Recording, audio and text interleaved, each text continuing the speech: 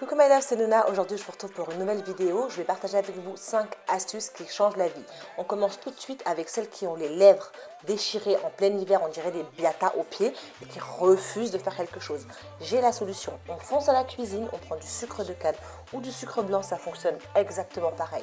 On en met un petit peu dans un récipient, on rajoute de l'huile d'olive, vous en avez dans votre cuisine arrêtée, je sais très bien, ou de l'huile de jojoba, ou encore pour ceux qui n'en auraient pas, de l'huile de coco, de l'huile de tournesol, n'importe quelle huile fera l'affaire. J'ai choisi l'huile de coco parce que c'est la plus solide des huiles et ça va permettre donc de réaliser son gommage.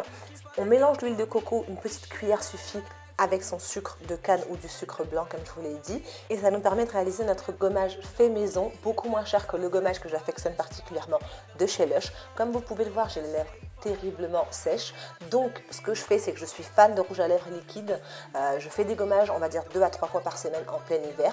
Il suffit juste de frotter en fait le mélange sur les lèvres. L'huile de coco au contact de la chaleur du corps va fondre comme vous le voyez, et ensuite on essuie. Moi je suis une gourmande, parfois ça m'arrive de manger le sucre, je sais, mais il ne faut pas le faire. Vaut mieux éviter de le faire. Et voilà, on se retrouve avec des lèvres toutes douces, toutes hydratées, et c'est reparti pour la prochaine couche de rouge à lèvres liquide. Le mélange ainsi réalisé, vous pouvez le conserver au frigo. Moi je le laisse dans ce petit Tupperware là et je le garde au frigo pour 1 à 2 semaines et ensuite je recommence. Et voilà, adieu les lèvres gercées. Prochaine astuce, on passe à l'application du mascara. Alors, pour toutes celles qui, comme moi, n'ont pas les cils très longs, très fins, je suis extrêmement jalouse des cils de ma fille, ce que je vous propose de faire, c'est d'appliquer une première couche de mascara, de laisser sécher. Ensuite, vous prenez une poudre libre, soit de la poudre pour bébé, soit une poudre libre, moi c'est celle de chez MAC dont je me sers. Vous en appliquez légèrement sur votre mascara qui a séché une première fois, et ensuite vous repassez à une deuxième application, donc une deuxième couche de votre mascara, qui va vous permettre d'avoir des mascaras, bien sûr, des cils extrêmement bien définis, comme vous pouvez le voir la différence à gauche et à droite. On reste du côté du mascara. Combien de fois ça m'est arrivé de mettre du mascara sur le coin de mon nez en appliquant mon mascara? Ce qu'il ne faut surtout pas faire, c'est de frotter parce que ça va laisser une tache. Non, on ne frotte pas. On attend que le mascara sèche, on procède au reste de son maquillage, les lèvres ou sa coiffure ou peu importe. Ensuite, on prend une petite brosse ou un petit goupillon si vous en avez un et on vient juste gratter légèrement le mascara qui a séché et en fait, on se retrouve avec une légère tache et encore la plupart du temps, il part, une légère tache qu'on va pouvoir venir camoufler en rajoutant un tout petit peu d'anti-cerne et voilà, c'est comme s'il n'y avait rien eu.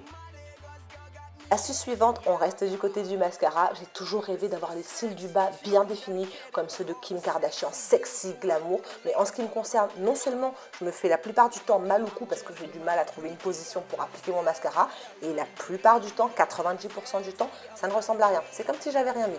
Petite astuce pour vous mesdames, et oui, j'ai trouvé une astuce. On va se munir donc de son eyeliner favori et on va venir déposer des petits points tout le long de la paupière inférieure.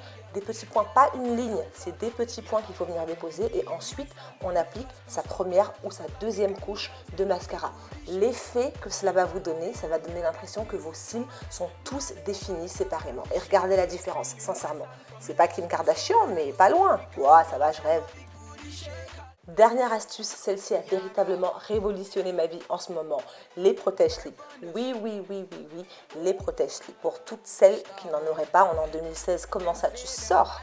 Alors pour toutes celles qui auraient des problèmes de transpiration visible, trop grande transpiration, même en hiver, la solution c'est celle-là. On prend un protège-slip vraiment tout simple, on enlève donc sa protection, et c'est le côté collant, d'accord, qu'on va venir appliquer contre notre t-shirt, notre blouse, notre chemisier, peu importe. Résultat, vous allez pouvoir transpirer ou juste être moite sans que ça se voit. Et sincèrement, ça m'a révolutionné la vie. Comme je vous l'ai dit, suite à mon allergie, je n'utilise plus d'antitranspirant. Et en fin de compte, je suis extrêmement satisfaite de cette petite astuce. Si vous avez un t-shirt qui est transparent, attention bien évidemment à choisir des vêtements qui soient assez sombres. Si cette vidéo vous a plu, my loves, n'hésitez surtout pas à la liker, à la partager. Merci à vous du fond du cœur de votre soutien, de votre amour et de tous vos commentaires. Franchement, ça me fait vraiment plaisir. Je vous retrouve sur tous mes réseaux sociaux, Instagram, Snapchat, Facebook, Tumblr. Et je vous dis merci. Mouah.